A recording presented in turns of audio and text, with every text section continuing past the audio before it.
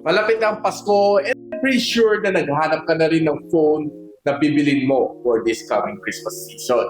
And yung mga phone brands are trying their best to put out their best phone para to entice you to buy their phones. Now, si Infinix Zero 35G is one of them. And it really impressed me right out of the box.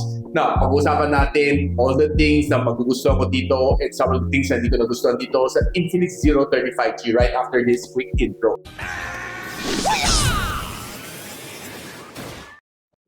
So hi guys, I'm Richmond, the Gadget Sidekick, and welcome back to my channel. Itong Infinix Zero 35G na may 12 plus 9 gigs of RAM and 256 gig of storage would come at a price point ng 14,999. And meron din siya early bird na price for 13,999. For me, it's quite a steal itong phone na ito dahil makita nyo right after this quick unboxing kung bakit ko nasabi na okay na okay siya. And itong box niya, no, for the first time nakita ko from Infinix na medyo iniba nila konti ang kanilang design. So makita natin si silver on top, medyo may pagka-hologram, and medyo may pagka-orange dito sa ilalim. Eh makita mo dito sa ilalim, pinagmamalaki talaga nila ang 4K 60 FPS ang kanyang front-facing camera, which is definitely something if you are somebody na mahilig sa selfie video, and of course, taking some videos sa TikTok sa natin. Kahit yung wrapper niya, gold na gold, ganda ng tingnan. So ito yung phone niya mismo. Ganda, no? Pakita mo parang meron siyang mga patterns dito pag nailawan, para may diamond siya, no? And quite smooth ang likod niya. One thing na gusto ko sa niya is that matte finish siya, hindi siya fingerprint magnet. And sa likod ng kanyang triple camera setup, and quite thin naman ang kanyang camera bump. Sa ilalim nandiyan kanyang SIM tray, kanyang Type-C port, and of course kanyang loudspeaker. On top, you have your second loudspeaker, of course your noise cancelling mic. On this other side, nandiyan na kanyang volume rocker and power button. And of course, ang kanyang harap is a punch hole na camera. One of the good things na nagustuhan ko dito sa kanya is curved screen na siya. And guys, ang nipis nito phone na ito, promise, pag tinignan mo dito sa side, it's really razor thin. And quite okay na okay siya for me. Kasi I'm personally a fan ng mga phones na maninipis. Ang daling bitbitin, ang sarap ilagay sa pocket, walang hassle. Other stuff inside the box, meron kang SIM ejector tool and of course your warranty card. Meron kang soft jelly case. And pag kinabit mo, it still looks good dito sa iyong phone kasi transparent siya. Kitang-kita pa rin ang design ng phone. And of course, nandiyan lang ka ng 68 watts na fast charging brick plus ang iyong Type-C cable. And yun lang, huwag ka na maghanap ng wala. Now, sundutin muna natin ang kanyang SIM tray. Let's see kung ano nga ba meron dito. So makita mo dito, dalawang 5G na SIM ang kaya nito. Wala siyang micro SD expansion. Now, I've been using itong phone na ito for roughly mga 2 weeks already. And one thing na gusto ko talaga is ang nipis niya. Ang sarap hawakan sa kamay. It really gives me that premium feel. And talaga nag-step up si Infinix dito sa Infinix Zero 35G, giving you that more premium feel na mabibili mo in just less than 15,000 pesos. Normally, you'll find yung mga phones na ganun kaninipis. Maybe might cost you around mga 20,000 pesos and up. But ito kay Infinix, I was really shocked nung nalaman ko presyo nito, no? And I'm really happy to tell you na makakabili ka na ng premium phone at this price. Now, itong phone na ito is camera-centric, not too much on the gaming dahil it's packed together with a MediaTek Dimensity 8020. Ang iyong processor is okay naman for everyday usage, okay naman siya for gaming. Well, probably not the best for gamers out there, but it's ample enough to give you some great game experience na makikita natin a little bit later. Now, checking Antutu benchmark, okay naman ka na score, no? 766,000 points. And kung breakdown naman natin siya, this is the score that you'll be getting. Pagdating naman dito sa 3D Mark na extreme test, makita natin, no? Ang stability is 99%, which is quite okay, quite a high score. Which for me, it spells na itong phone na ito is quite reliable naman. Now, ito naman score na makita mo dito sa Geekbench for CPU. And ito naman sa GPU. Now, if you're looking naman dito sa thermal throttling test, well, it doesn't really look that nice kasi nag-start siya with all green. Siguro mga 5 minutes down the road, bumagsak na siya sa yellow. And a little bit later, may makita ka na mga red. And it throttled to 67% ng kanyang performance. Which malalaman natin a little bit later pagdating sa gaming kung okay ba siya, sasablay ba siya, or it would give you that okay na gaming experience. So guys, pag-usapan na natin right now ang kanyang display. This one has a 6.78-inch na AMOLED display. 144Hz ang kanyang screen refresh rate, Meron siyang curved screen, and of course, Corning Gorilla Glass 5 ang kanyang protection. It also comes with a 950 nits na maximum brightness. So, bringing this phone outdoors, kung medyo maaraw, okay na okay siya. Makita natin when you're swiping across sa mga social media site mo, watching some reels, some shorts, okay na okay, ang bilis mo mag-swipe dahil sa kanyang mataas na refresh rate. And of course, as long as you have a really nice internet connection, I'm pretty sure na okay siya. So after nakuha ko tong phone na ito, the first thing that I did is kinontak ko si Queen Kim Glass. And pinakabit ko tong phone na ito ng a matte finish na curved screen glass. So it gives you the better feel pag swipe, no? Mas madulas siya, no? First, hindi ako naniwala na mas madulas tong matte finish. But after ko na-try ko, so, uy, nga, no? Ang ganda, sarap ng feeling niya. But of course, iba pa rin ang feeling pag walang protection. You know what I mean. And I would say na sobrang nag-step up si Infinix dito sa kanyang display. Mga phones before ni Infinix, hindi ganun ka-punchy ang mga colors. And this time around, kung nanood ka ng mga videos dito, I would say na sobrang ganda ng kanyang quality, no? And of course, Infinity display, that's kanyang curved screen glass. It gives you that better feel when you're watching all of your favorite shows dito sa phone na ito. Now, since itong phone na ito has a dual speakers, stereo speakers, gusto lang natin i-try out kung gaano kalakas nga ba ang sounds nito. Here goes.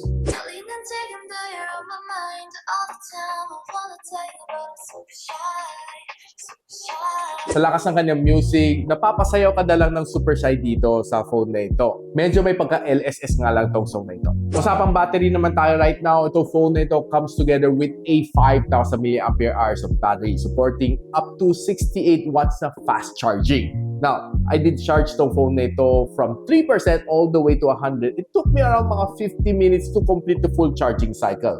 Of course, it's quite fast na rin. Of course, i-consider mo na nag-trickle charge na towards the end, kaya medyo humaba konti. But I think as advertised, itong phone na ito, it's supposed to be charging from 0 to 80 in just 30 minutes, no, as advertised. Test naman natin ang kanyang battery endurance, under 50% na brightness, and of course, 60 Hz screen refresh rate. Halos 12 hours ang kaya niya ibigay sa atin. And on daily average usage, almost kaya na magtagal ng 2 days, as long as you're not using it heavily on gaming, hindi ka panay camera and video, kaya naman na magtagal as long as you're using it normally. Now guys, right now, pag-usapan na natin ang kanyang gaming performance. I know that this phone is not a gaming-centric phone, but of course, gusto lang natin pakita sa inyo, no, itong phone na ito kung gaano kalayo ang kanya iabot pagdating sa gaming. So we did try 3 games dito, Call of Duty Mobile, Firelight 84, and of course, si Tower of Fantasy. Pagdating sa Call of Duty Mobile,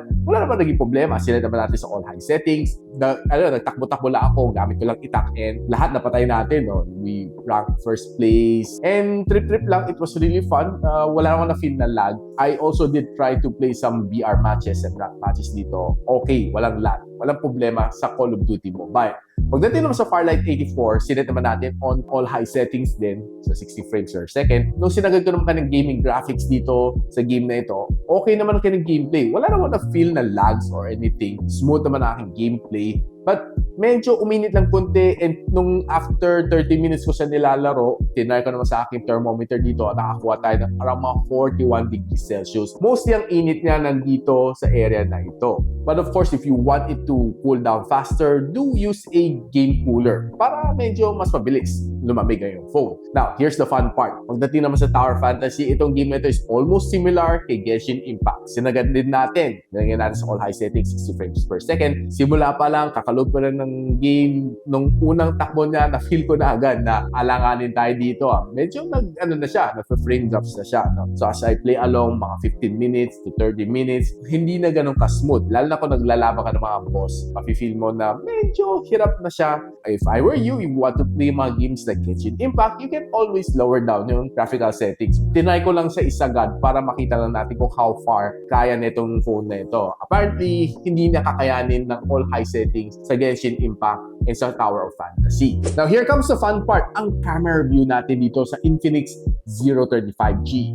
Ang likod niya has triple camera lens. It comes with a 100MP na main camera sensor with OIS, 13MP na ultra-wide lens, and a 2MP na macro lens. And ang harap niya, ang pinagmamalaki na dalaga dito is a 50MP na front-facing shooter which can shoot up to 4K and 60fps, both sa harap and sa likod. Na kung ako tatanungin nyo, ang ganda talaga ng kanyang camera. I was really impressed with the camera resolution dito sa kanyang rear, lalo sa kanyang front. If you really love to do content creating, itong phone na ito is something that you should consider heading towards Christmas. Now, nung tinry naman natin yung camera na ito, honestly, as long as maganda yung lighting condition, halos lahat na nakuha kong shots dito on outdoor are really nice, sharp, and very presentable. Ang ganda ng kanyang reproduction ng colors, and I don't have much problem kasi hindi siya sobrang OA ang kanyang saturation. Now, pagdating sa indoor, as long as okay naman lighting sa indoor condition, you'll really get that really nice snap.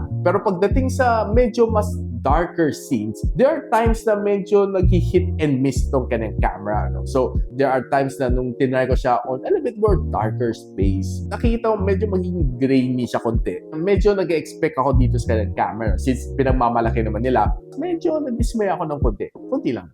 Now, nung tinry ko naman kanyang selfie camera itong phone na ito, it's really nice. Ang ganda ng mga shots na nakuha ko dito sa front-facing camera, both on indoor and outdoor. Preserve yung mga details sa aking mukha. Makita mo pati mga kunti mga blemishes sa mukha ko. Kuhang-kuha ng camera na ito. For me, it's perfect for selfies. And pagdating naman sa video dito, the front camera really impressed me. Kasi ang ganda ng kuha na ito. It's quite stable. Hindi ko na-feel siya na masyadong shaky ang kanyang front-facing camera. Especially sa indoors. Doon ako medyo na-impressed na kahit there are times na medyo hindi naman ganun kaliwanag sa area, yung kanyang front-facing camera was still able to perform to give me that better na video as opposed sa mga ibang cameras from other smartphones, proving na ang 4K and 60 is really the real thing dito sa phone na ito.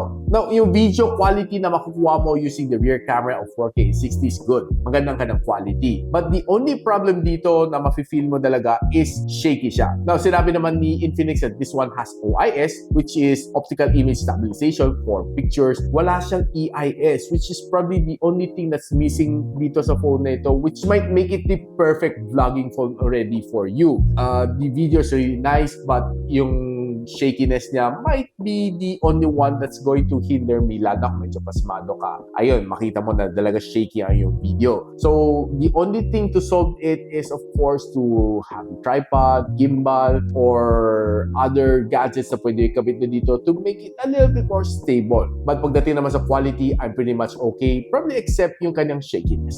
Now guys, itong phone na ito is priced at $14,999. Is it worth it or hindi? Definitely it's worth it kasi it's hard to buy a phone this thin, and of course may curved screen, tapos AMOLED na yung display, and of course magandang yung camera. Normally mabibili mo ang mga phone like this sa mga 20,000 pesos na price ratio, but mabibili mo to in less than 15,000 pesos, and plus of course early bird rate. For me, it's quite a steal. Siguro if you are a gamer, medyo madidismaya ka lang talaga dito sa Snapdragon 8020, but overall, as long as you don't put too much pressure dito sa phone na ito sa gaming, probably it's going to be a good phone for you. Lalo kung mahilig ka mag-TikTok, and of course, mahilig ka mag-shoot ng mga videos outdoors. This is probably one of the things that you can invest for this Christmas, or even pwede pang regalo sa inyong family member. So guys, ano masasabi ko sa inyo? Pwede nyo na pag-ipunan itong phone na ito. I'll be linking on the description box below kung saan pwede mabili itong phone na ito on the official store ni Infinix.